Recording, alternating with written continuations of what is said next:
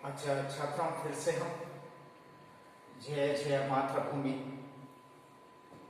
यही कविता राष्ट्र कवि मैथिली षणमुख ने लिखा है। लेकिन वो कविता समाप्त होने के बाद, वो कविता का सारांश समाप्त होने के बाद भाषा अभ्यास के बारे में विचार करेंगे। भाषा अभ्यास बहुत ही आवश्यकता है एग्जामिनेशन के लिए। कुछ ना कुछ वहां पर प्रश्न आ जा सकते हैं। वो 1 मार्क्स का 1 अंक का प्रश्न वहां पर रहते हैं। इसके लिए हमें जय जय भारत माता इस पाठ का या इस कविता का जो भाषा अभ्यास में पहले काले स्थान भरिए, जो काले स्थान भरने के लिए आप खुद कर बहुत ही वो कविता याद रखकर पढ़ाई तो ये काले स्थान भरने के लिए आती है। लेकिन कोई छात्र वो कविता याद रखकर न पढ़ती है,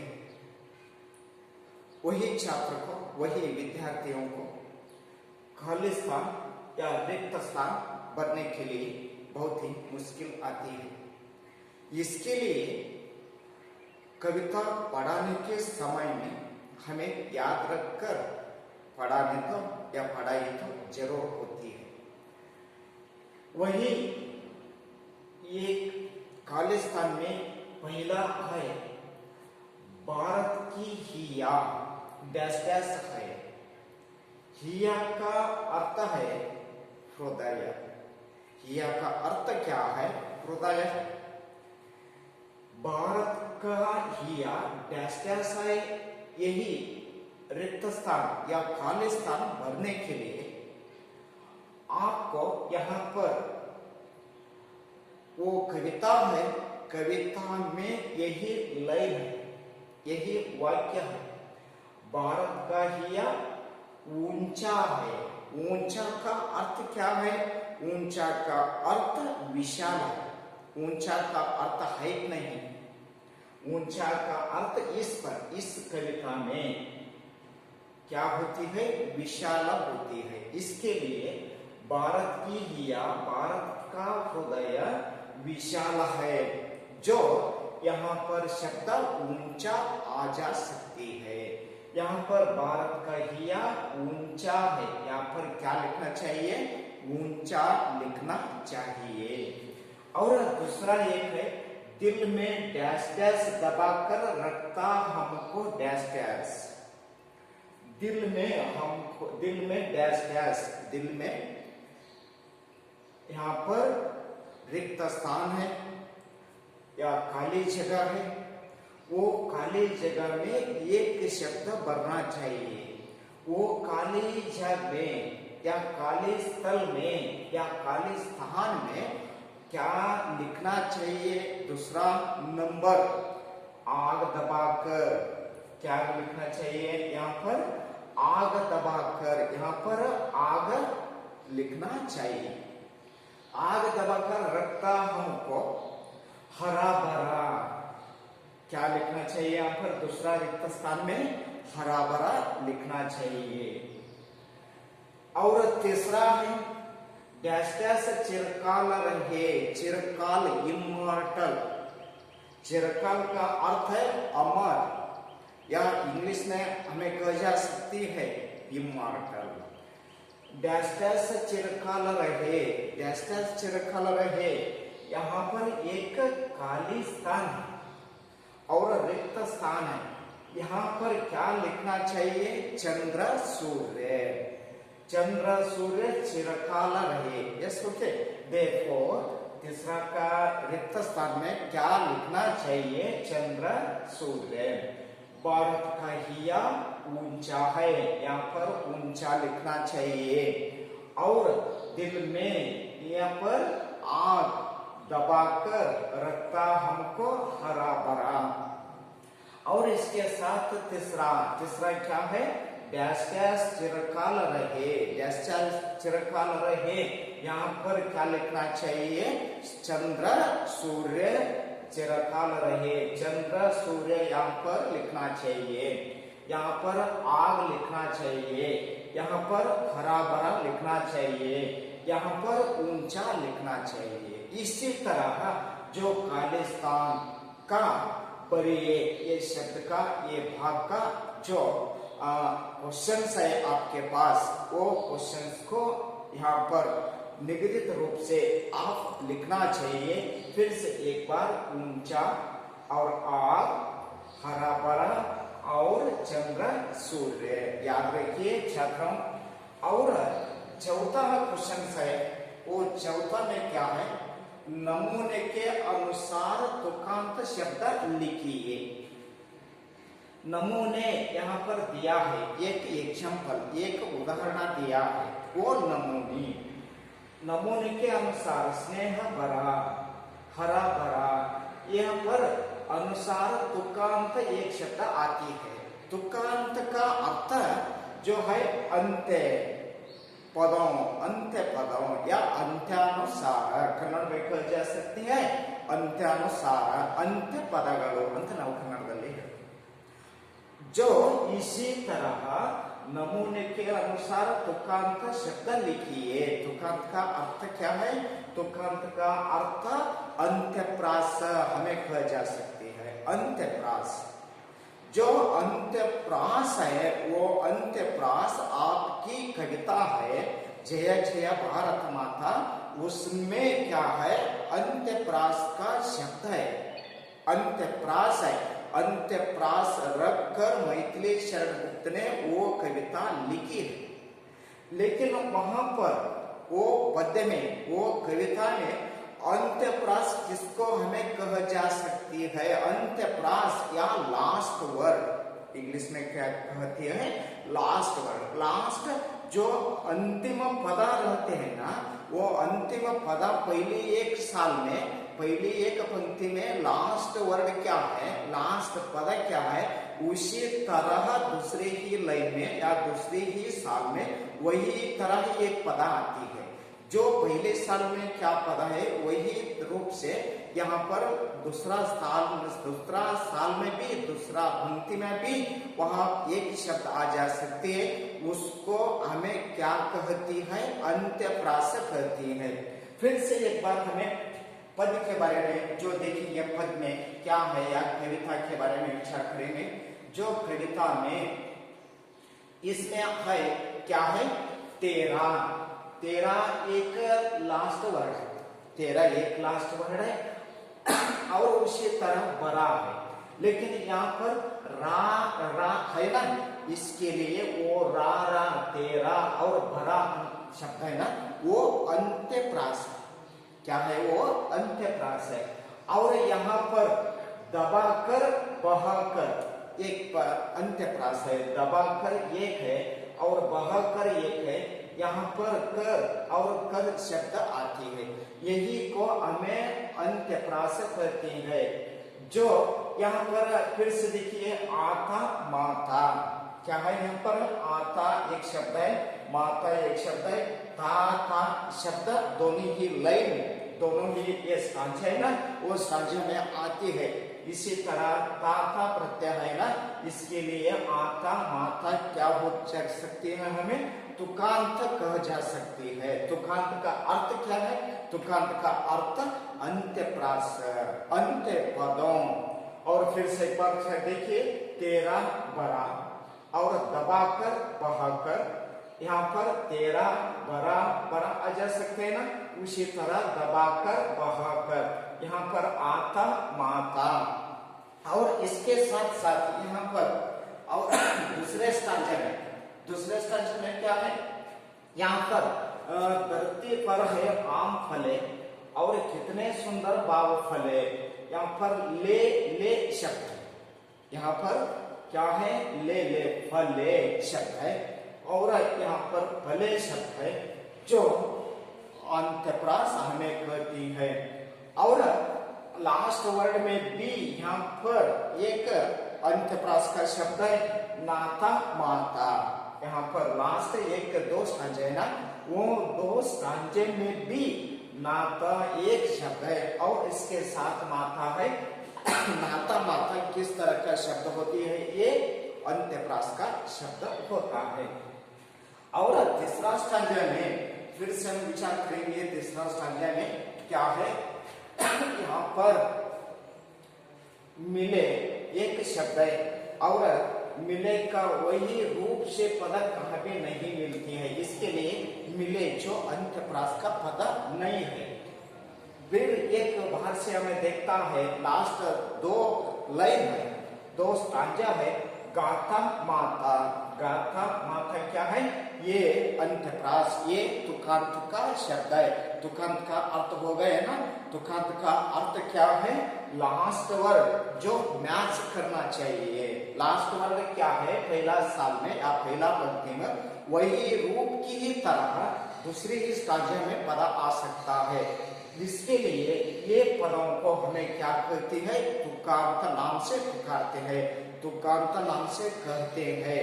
जो तुकांत का अर्थ है, तुकांत का अर्थ क्या है, अंत्यप्रास है। फिर से हम देखेंगे वो आपको क्या दिया है, यहाँ पर आपको दिया है, इसके लिए स्नेह भरा हरा भरा और आता। आता का शब्द कहाँ आती है, पद में देखिए आता कहाँ है, इसके बारे में विचार करेंगे। आता शब्द कहाँ है, देखिए यहाँ पर आता शब्द है ना, जो पानी फूट आता, क्या थे, पानी फूटा आता है, जो उसी तरह वहां पर भारत माता, क्या लिखना चाहिए वहां पर, भारत माता लिखना चाहिए। लेकिन आपको दिया है, जो आपको दिया है ना, ये क्वेश्चंस पर स्नेह भरा हरा भरा पानी, जो पानी फूटा आता और इसके साथ भारत माता, क्या लिखना चाहिए यहाँ पर, भारत माता लिखना चाहिए।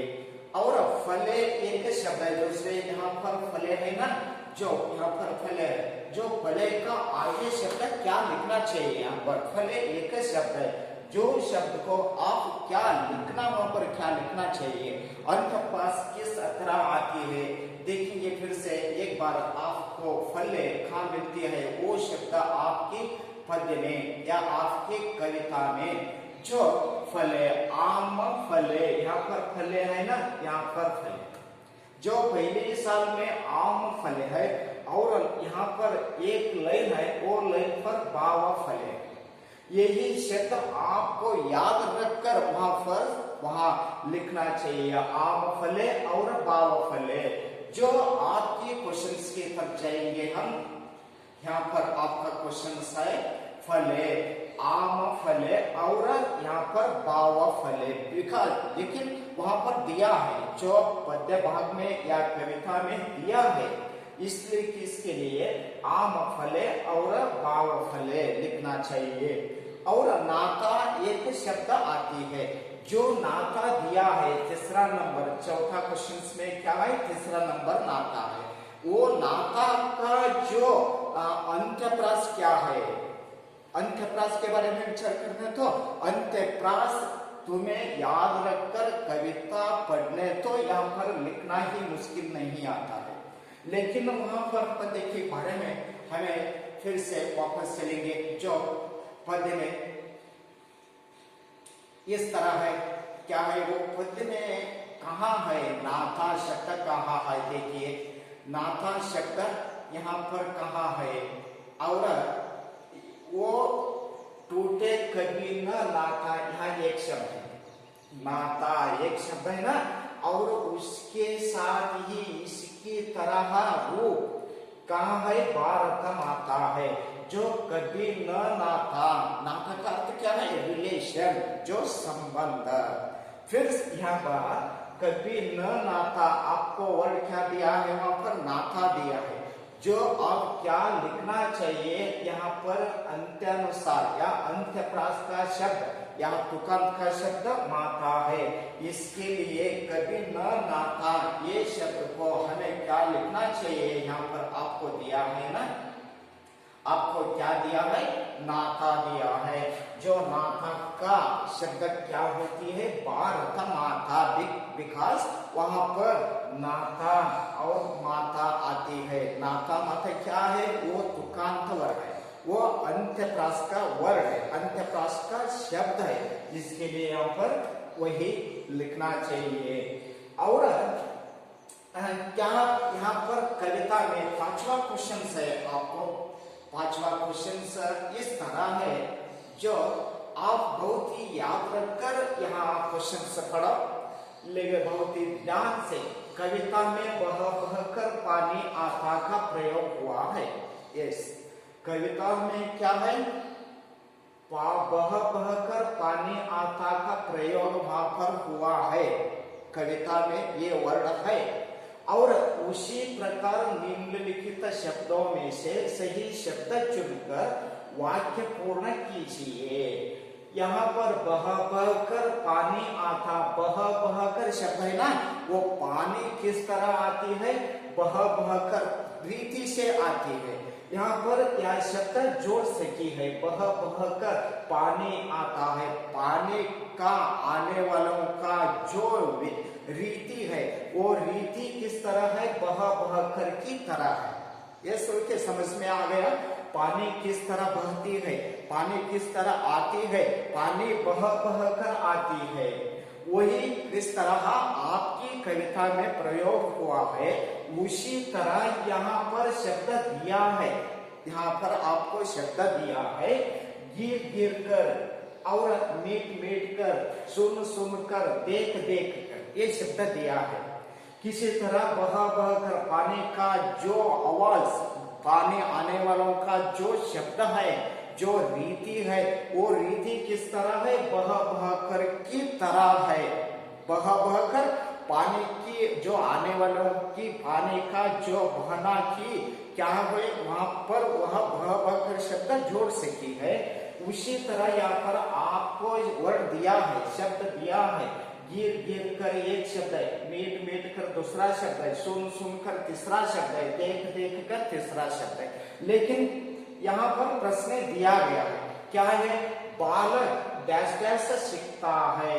बालक किस तरह सीखता है? पानी किस तरह आती है? बह बह कर तरह आती है। लेकिन यहाँ पर आपको दिया है बालक डैश डैश सीखता है। बालक किस तरह सीखता है? सुन सुनकर सीखता है। ये अच्छा, ये शब्द यहाँ पर सही है। बालक डैश डैश सीखता है, बालक किस तरह सीखता है? बालक आप सीखता है, किस तरह सीखता है? सुन सुनकर सीखता है ना, वही पद यहाँ पर बालक सुन सुनकर सीखता है, या वर्ड यहाँ पर लिखना चाहिए। और दूसरा क्या है? भाषा डैश डैश बोली जाती है। भाषा किस तरह बोली जाती है? मीट मीट कर बोली जाती है। भाषा किस तरह बोली जाती है? भाषा डैश डैश बोली जाती है। आपको याद ये प्रश्न करो, भाषा किस तरह बोली जाती है? भाषा मीट मीट कर बोली जाती है। यहाँ पर क्या लिखना चाहिए? मीट मीट कर शब्द वहां पर लिखना चाहिए। और तीसरा क्या है? मेघ टिम टिम बरसते हैं। मेघ या बादल, ये क्लाउड हमें कह जा सकते हैं अंग्रेजी में क्लाउड। और वहां पर मेघ, यहाँ पर बरसात आने वाले के समय में जो मेघ आती है, जो बादल आती है, वो मेघ डैश डैश बरसते हैं, डैश डैश बरसते हैं। किस तरह बरसते हैं? गिर गिर कर बरसते हैं। बादल किस तरह वो बरसों को बरसते हैं? गिर गिर कर बरसते हैं। यहाँ पर क्या लिखना चाहिए? गिर गिर कर यहाँ पर लिखना चाहिए। और चौथा, बच्चा डैश डैश चलता है। बच्चा किस तरह चलता है? तुम आगे चलते हैं, वो आगे चलने में किस तरह चलती है? आंख बंद कर चलते हैं ना? नहीं, आंख खोलकर आगे क्या है वो आगे देखकर हमें चलता है ना, वही शब्द यहाँ पर लिखना चाहिए। बच्चा डैश डैश चलता है, बच्चा देख देख कर चलता है। बच्चा किस तरह चलता है? बच्चा आगे देख देख कर चलता है। इस फिर से हम बाद में विचार करेंगे। और बालक सुन सुनकर सीखता है, यहाँ पर सुन सुनकर लिखना चाहिए। और दूसरा, भाषा मीट मीट कर बोली जाती है, और यहाँ पर मिल मिल कर लिखना चाहिए, मीट मीट कर लिखना चाहिए। पहला एक है सुन सुन कर यहाँ पर लिखना चाहिए, मीट मीट कर यहाँ पर लिखना चाहिए। और तीसरा है वो तीसरा गिर गिरा गिर कर यहाँ पर लिखना चाहिए। और चौथा क्या है? बच्चा देख देख कर, बच्चा देख देख कर चलता है। यही चार दिया है, वो 4 वर्ड यहाँ पर गिर गिर कर एक शब्द, मीट मिटा कर ये 2 शब्द, सुन सुना कर तीसरा शब्द, देख देख कर चौथा शब्द है। वहां पर बालक किस तरह सुन सुना कर सीखता है, और भाषा मीट मीट कर बोल जाती है। और तीसरा यहाँ पर गिर गिर कर बरसते हैं। और चौथा बच्चा देख देख कर हमें चलता है। ये वर्ड या सही शब्द यहाँ पर लिखने का क्या जरूर होता है? वहां पर कैसे लिखेंगे, रिक्त स्थान हमें कैसा भरेंगे, यहाँ पर आपको जो समझ में आ गया था। लेकिन यहाँ पर क्या एक क्वेश्चन है, जो चलता क्वेश्चन क्या है? इस कविता की प्रथम 8 पंक्तियों को कंठस्थ कीजिए। इस कविता में कहे तो वहां पर आपका जो कविता है जय जय भारत माता, वो कविता में प्रथम 8 पंक्तियों में कहे तो यहाँ पर फिर से विचार करेंगे हम पद्य को। क्या है वो पद्य में? यहाँ पर प्रथम 8 पंक्तियां, यहाँ पर 1 2 3 4 5 6 7 8 ये स्टांजा है ना। ये 8 पंक्तियों, बिल्कुल 8 पंक्तियों आप कंठस्थ कीजिए। वो एग्जामिनेशन के लिए बहुत आवश्यकता है। एग्जामिनेशन में क्वेश्चन 4 मार्क्स का जो क्वेश्चन आते हैं, पद्य वाक्य को पूर्ति कीजिए, इस तरह क्वेश्चन आते हैं। वहां पर यही स्टांजा देता है। वो क्वेश्चन में, वो क्वेश्चन पेपर में यही स्टांजा देता है। जय जय भारत माता एक लाइन देता है, और डैश डैश डैश डैश जय, फिर से जय जय भारत माता एक लास्ट वर्ड देता है। बीच में क्या तुम लिखना चाहिए? यहाँ पर जय जय भारत माता ऊंचा गया हिमालय तेरा, उसमें कितना स्नेह भरा, दिल में अपने आग दबाकर रखता हमको हरा भरा, सौ सौ सोतों से बहा बहा कर हई पानी फूट आता, जय जय भारत माता। ये 8 पंक्तियां है ना।